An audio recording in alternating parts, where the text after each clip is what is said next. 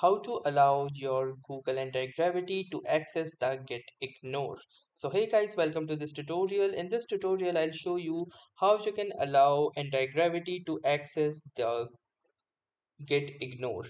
So Gitignore access is a security and context management setting that determines whether the AI agent can see or interact with files listed in your Gitignore.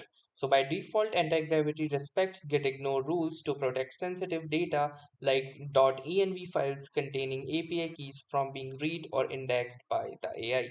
So I will show you how you can enable this if you want or keep it disabled for better security. So to do this, go to the settings icon just beside your profile picture and then click on to open anti-gravity user settings.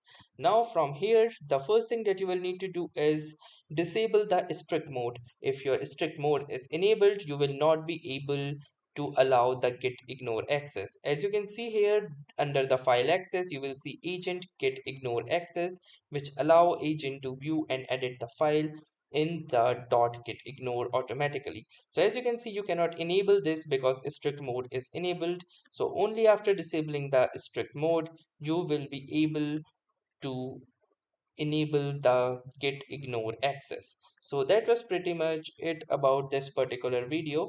Thanks for watching and have a nice day.